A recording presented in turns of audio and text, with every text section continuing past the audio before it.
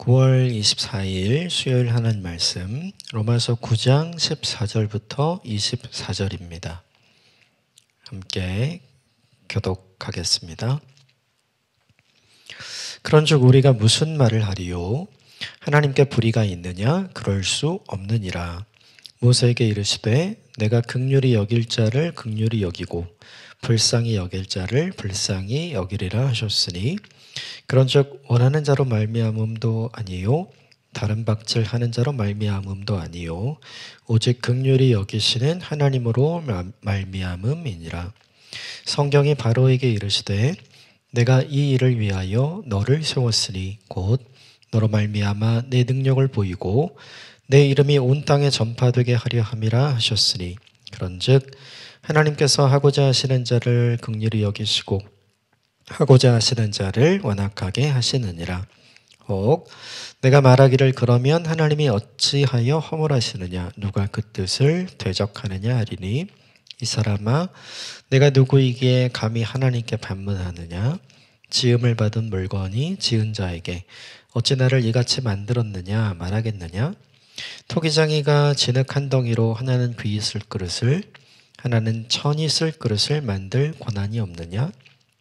만일 하나님이 그의 진노를 보이시고 그의 능력을 알게 하고자 하사 멸하기로 준비된 진노의 그릇을 오래 참으심으로 관용하시고 또한 영광 받기로 예비하신 바 긍휼의 그릇에 대하여 그 영광의 풍성함을 알게 하고자 하였을지라도 무슨 말을 하리요?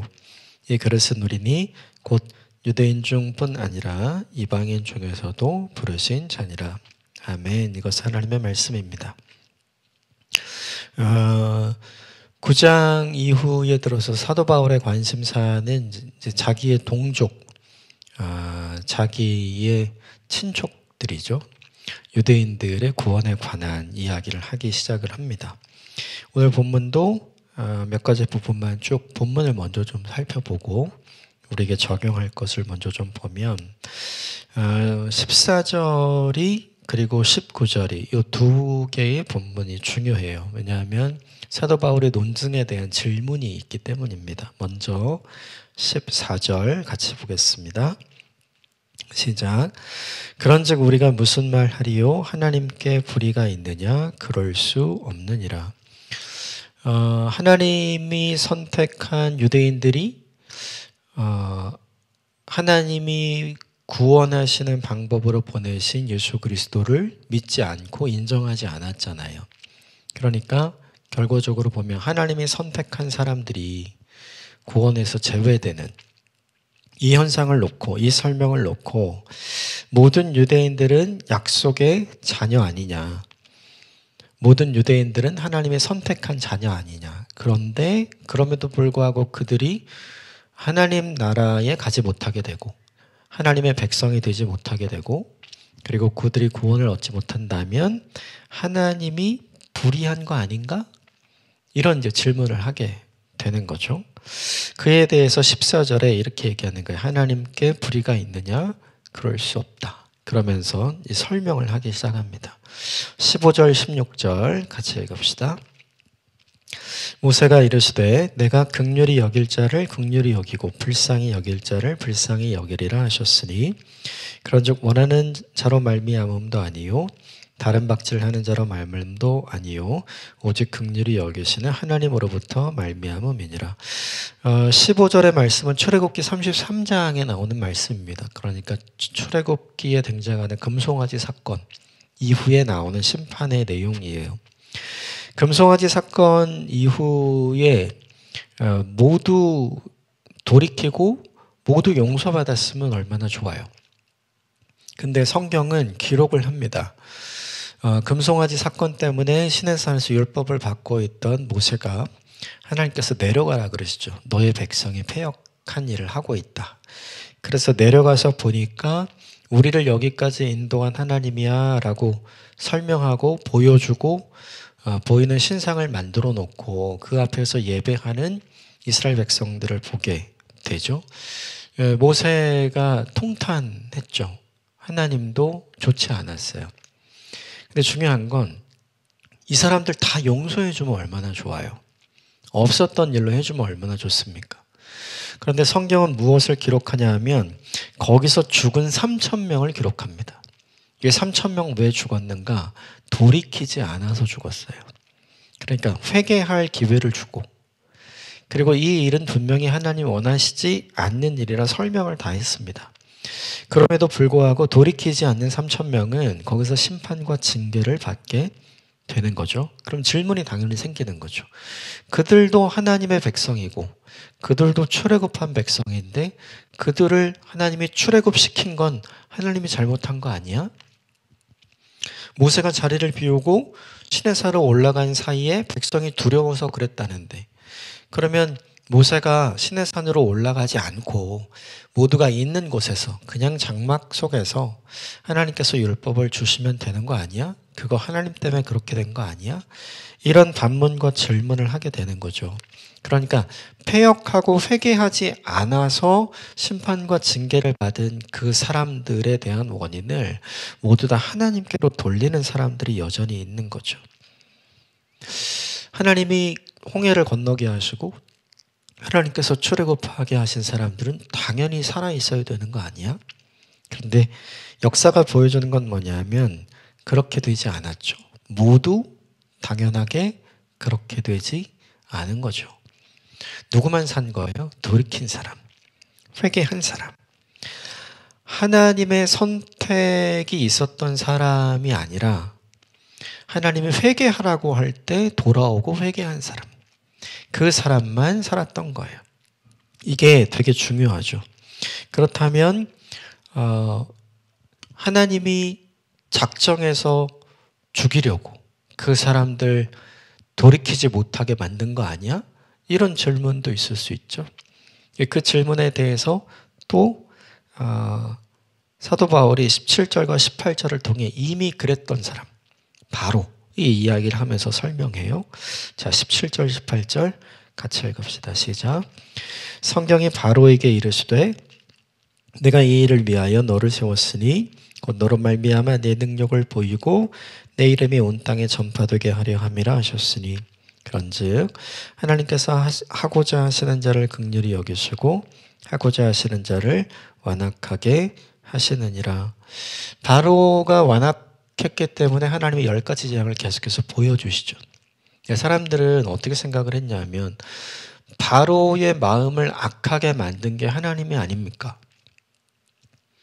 하나님이 바로의 마음을 완악하게 하지 않았다면 그럴 필요가 없었을 거 아닙니까? 지금 이런 이야기를 하죠. 사람들이 그렇게 질문할 수 있는 거예요.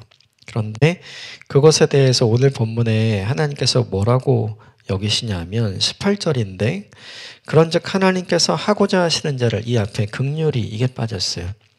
하나님께서 긍휼히 하고자 하시는 자를 긍휼히 여기고 하나님께서 완악하고자 하는 자를 완악하게 하시느니라.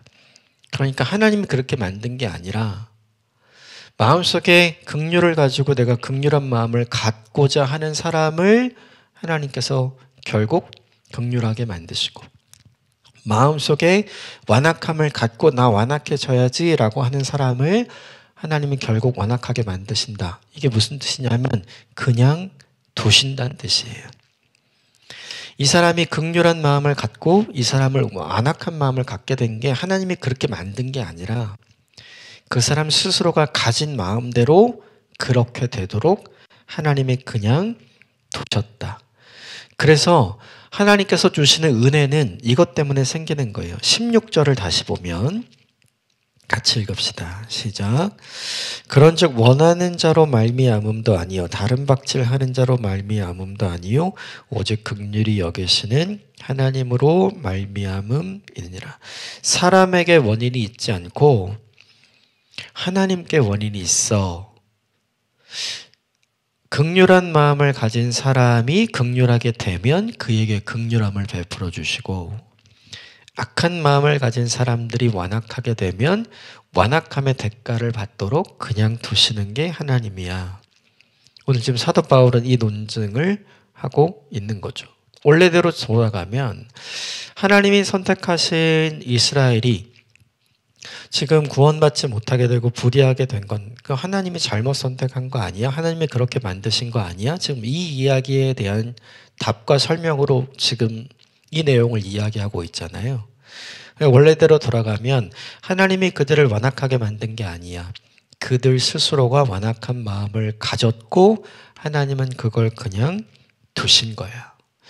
만약에 그렇지 않다면 하나님이 그들을 완악하게 만들었다면 하나님께서 그들을 불의하게 하도록 만들었다면 하나님께서 금송아지 앞에서 돌이키지 않도록 하나님이 그렇게 했다면 그 책임은 모두 누가 져야 돼요? 하나님이 져야죠. 그래서 질문이 또 나와요. 19절 같이 읽읍시다. 시작.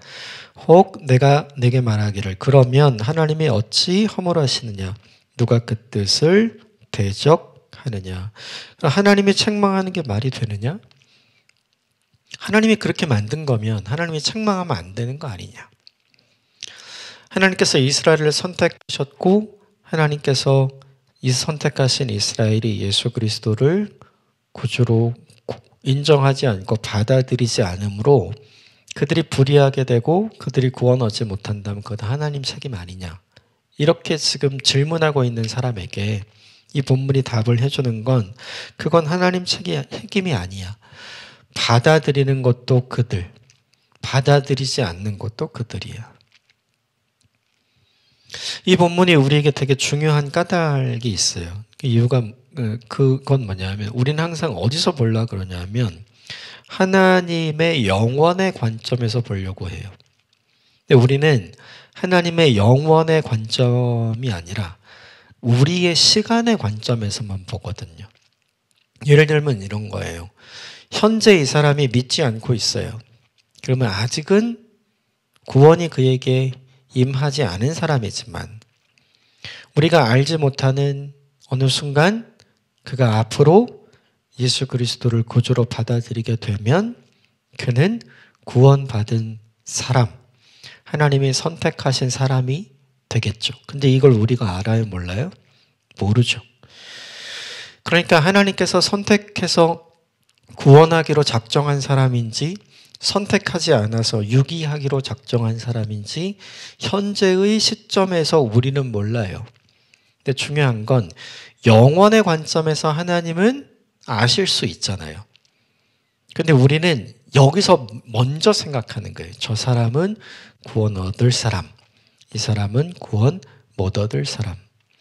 이 영원의 관점에서 보면 우리가 할 일이 아무것도 없어요. 어차피 하나님이 그를 선택해서 구원 얻게 하실 건데 우리가 지금 복음을 전하고 그에게 예수 그리스도의 십자가와 그리고 죄사함과 구속의 은혜와 부활을 전할 필요가 있는 거. 우리가 할 거 아무것도 없죠. 어차피 하나님이 하실 거니까.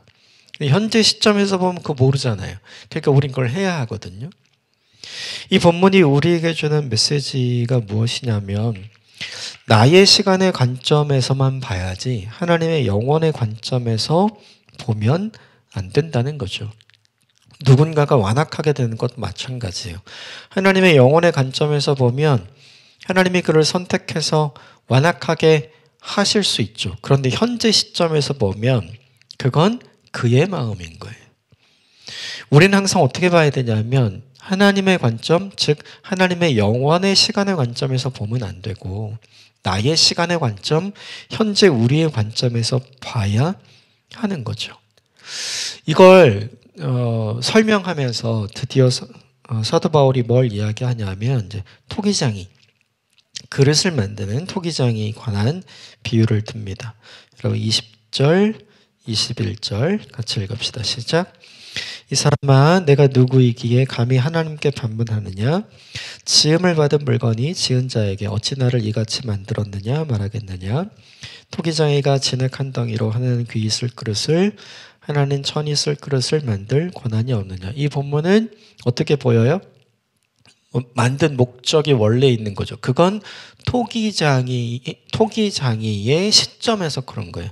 이거 만들어서 이거는 귀하게 쓸 거, 이거 만들어서 이건 천하게 쓸 거. 그건 토기장이의 시간과 계획 속에 이미 있는 거지만 토기의 입장에서는요. 만들어지면서 나는 귀하게 쓸 거로 나는 천하게 쓸 거로 토기의 입장에선 정해진 게 아니잖아요. 이걸 이야기하기 위해서 이 본문의 이야기를 하는 거죠. 마치 그게 우리랑 똑같다. 이 설명을 첨부합니다. 22절부터 24절 같이 읽읍시다. 시작. 만일 하나님이 그의 진노를 보이시고 그의 능력을 알게 하고자 하사 멸하기로 준비된 진노의 그릇을 오래 참으심으로 관용하시고 또한 영광받기로 예비하신 바 긍휼의 그릇에 대하여 그의 영광의 풍성함을 알게 하고자 하셨을지라도 무슨 말을 하리요? 이 그릇은 누리니 곧 유대인 중에서뿐만 아니라 이방인 중에서 부르신 자니라. 원래 유대인들은 이렇게 생각하죠. 우리는 귀하게 쓸 것으로 지음받았어. 이방인들을 향해서는 너희는 천하게 쓸 걸로 지음받았어. 그건 다 정해진 거야. 이게 유대인들의 입장이고 생각이었죠. 근데 그들은 그렇게 생각하면 안 돼요. 그들은 톡이니까. 그들은 이것을 어떻게 쓸 목적으로 만들어졌는지 토기는 모르는 거예요.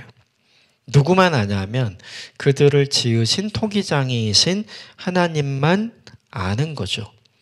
설사 이 본문에서 하나님께서 시간을 오랫동안 두셔서 원래 22절에 있는 것처럼 원래 멸하기로 준비된 그릇을 아직 멸하지 않고 깨트리지 않은 거죠. 그냥 놔두었다고 해서. 그리고 23절에 보면 긍휼히 여김을 받을 그릇으로 작정하고 만들었지만 그것이 없다가 이제 긍휼히 존귀히 여김을 받는 그릇으로 쓰임을 받게 하고자 한 상황, 이건 유대인의 상황을 이야기하는 거죠. 설사 하나님이 그렇게 한다고 한들, 설사 토기장이가 그렇게 한다고 한들 토기가 무슨 말을 할 수 있겠느냐, 지금 이 이야기를 하죠. 그래서 24절에 그 그릇들이 자기들이라고 얘기합니다. 유대인들 중에 부르심을 받은 사람뿐만 아니라 이방인 중에서도 부르심을 받은 사람. 하나님께서 우리가 구원받을 사람이라고 우리는 모르잖아요. 그런데 나중에 뭘 알게 된 거예요? 하나님이 우리를 선택해 준 사람, 우리를 구원해 준 사람이라는 사실을 드디어 알게 된 거죠. 중요한 건 이 시점은 항상 언제예요? 내가 예수 그리스도를 받아들인 이후에 알게 되는 거예요. 그 전에는 우린 모르는 거죠. 영혼의 관점에서 보면 하나님은 내가 받아들일지 안 받아들일지 이미 알고 계시는 거죠. 우리가 나 자신이나 다른 사람을 볼 때 그렇게 하거든요. 이 질문의 핵심은 이것이죠. 모든 유대인들은 하나님의 택하신 사람, 하나님의 기이 쓸 그릇으로 만든 사람, 하나님이 영광의 풍성함을 알게 하고자 만든 긍휼한 그릇 아닌가? 그런데 왜 저들은 여전히 예수 그리스도를 인정하지 않는가? 그건 하나님께서 그들의 마음을 완악하게 만든 거 아닌가? 이게 핵심 내용이에요. 그런데 그렇지 않다라는 걸 지금 이 본문에서 계속해서 설명하고 있는 거죠. 중요한 포인트는 이거인 것 같아요. 하나님께서 왜 유대인들을 선택하셨는가? 유대인들은 이유가 있어서 특별해서 선택했다고 생각을 하죠. 그런데 이렇게는 생각 안 해본 거예요. 그 유대인들을 변화시키기 위해 선택했다. 이렇게 생각을 안 하는 거죠. 생각을 해보면 출애굽할 때 하나님께서 이스라엘 백성들을 선택해서 건져내시잖아요. 그리고 뭘 줘요? 율법을 주시잖아요. 율법을 왜 줘요? 너 변화된 상태로 가나안에 가야 돼. 그럼 결국 출애굽시킨 이스라엘 백성들을 뭐 하기 위해서 불러낸 거예요? 뭐 하기 위해서 선택한 거예요? 변화시키기 위해서. 근데 이들은 우리는 변화될 필요 없어요. 우리는 이미 선택된 사람들이에요. 우리는 다 가나안에 가는 거예요. 라고 생각했죠. 근데 역사는 뭘 보여줍니까? 원래 가기로 돼 있던 그 사람들이 못 가죠. 딱 두 사람만 들어갔어요. 여호수아와 갈렙. 나머지는요, 다 못 들어가요. 출애굽 1세대는 한 명도 못 들어갔어요. 모세도 들어가지 못하죠. 왜요? 그들의 완악함 때문에. 결국 이 본문이 보여주는 메시지가 무엇이냐면 너희는 특별해서 하나님이 선택한 게 아니라는 거예요. 유대인들. 너희들이 구원 얻지 못하는 건 하나님 탓이 아니라는 거예요. 그걸 계속해서 반증하고 설명하고 있죠. 이 본문이 우리에게 보여주는 핵심 내용을 현대적으로 해석하면 이런 거예요. 본문의 내용을 떠나서 핵심적으로 이 본문이 우리에게 주는 메시지는 세상을 하나님의 시간에서 볼 거냐, 나의 시간에서 볼 거냐. 세상을 영혼의 관점에서 볼 거냐, 아니면 시간의 한계를 가진 나의 관점에서 볼 거냐. 나의 관점에서 보면 우리는 아직 미완성, 우리는 할 일이 많아요. 그러나 하나님의 관점에서 보면 이미 완성, 우리가 할 일은 없죠. 근데 이건 우리가 모르잖아요. 이걸 배제시켜야 된다는 의미예요.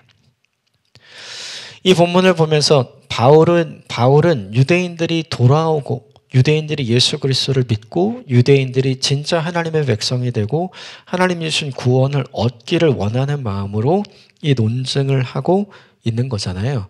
그거 누구한테 달렸다는 거예요? 하나님께 달린 게 아니라 너희에게 달렸다. 모든 유대인들이 다 구원 얻는 거 아니다. 너희 중에 돌아온 사람, 예수 그리스도의 십자가, 예수 그리스도의 부활하심을 인정하고 받아들인 사람, 마음으로 믿고 입으로 시인한 그 사람, 마음을 긍휼히 가졌던 그 사람에게 주님의 구원의 긍휼이 임할 거다. 반대도 있죠. 마음을 완악하게 가지면, 즉 예수 그리스도의 십자가 필요 없어, 그건 실패야. 나무에 달려 죽은 그 예수는 하나님의 저주를 받은 존재야. 그 방법으로 우린 구원 얻지 않아. 율법을 지킴으로 우리는 여전히 구원 얻어. 라고 생각하고 있는 마음의 완악함을 가지면 결국 어떻게 해요? 오늘 금송아지 앞에서 완악함을 가지고 돌이키지 않았던 사람들처럼, 하나님의 기적 앞에서 완악함을 가지고 돌이키지 않았던 바로처럼 되네. 지금 그 이야기를 하고 싶은 거죠. 하나님께 달려있는 게 아니라 누구에게 달려있냐면 우리에게 달려있어요. 무엇이요? 하나님의 구원의 은혜가. 영혼의 관점에서 보면 우리에게 다 주어진 거라면 우리가 할 거 없잖아요. 근데 현재 우리의 시점, 우리의 관점에서 보면 그걸 얻기 위해 우리가 고백해야 할 믿음의 사건, 우리가 인정해야 할, 받아들여야 할 구원의 진리가 있는 거거든요. 사도 바울은 지금 뭘 얘기하고 싶으냐면 이걸 이야기하고 싶은 거예요. 이 본문 전체를 내용으로 우리가 적용하고 싶은 건 딱 한 가지 있어요. 하나님 탓 그만하는 거예요. 우리 입장에서 보면 이게 하나님 탓인지 사람 탓인지 몰라요. 아직 정해진 게 아무것도 없기 때문에. 그럼에도 불구하고 우리는 어떻게 해요? 계속 하나님 탓해요. 우리 입장에서 보면 우리 인생에 딱 결정적으로 정해진 건 아무것도 없어요. 다 열려있는 목적론적인, 우리가 이렇게 하면 이렇게도 될 수 있고 우리가 이렇게 하면 이렇게도 될 수 있는 것들이거든요. 이건 하나님께서 우리에게 주신 기회이고 하나님께서 우리에게 주신 선물인 거죠. 그러므로 이 한 문장만 잊지 않으시면 좋겠어요. 하나님의 은혜는 우리학이 달려있다. 하나님의 은혜는 우리학이 달려있다. 현재의 모습을 보고 영혼의 관점에서 바라보고 결론을 내지 마시라는 거예요. 아까 토기장이 그 비유, 좋은 그릇으로 쓰일지 하찮은 그릇으로 쓰일지 만드는 토기장이는 계획 가지고 있지만 만들어지는 토기는 아직 모르는 거거든요. 이미 결론을 내고 하나님께 나아가면 뭐만 생기냐면 14절과 19절에 있는 질문은 다 원망하고 불평하는 질문이잖아요. 이것밖에 남는 게 없는 거죠. 영혼의 관점에서 세상을 볼 게 아니라 나의 관점, 내 시간의 관점에서 세상을 봐야 원망과 불평이 사라지고 오히려 감사와 찬양과 가능성이 남게 되죠. 오늘 본문은 조금 어렵기는 해요. 그러나 오늘 본문을 보면서 잘 생각하시면 좋겠어요. 하나님의 은혜는 우리학이 달려 있다. 하나님이 불의하시지 않고 하나님이 선하시다. 그러므로 긍휼한 마음 갖기를 애쓰십시오. 선한 마음 갖기를 애쓰십시오. 영원한 하나님의 관점, 하나님의 시간이 아니라 유한한 나의 관점, 나의 시간에서 나의 인생을 보고 살아가는 오늘 하루가 되길 바랍니다. 함께 기도하겠습니다.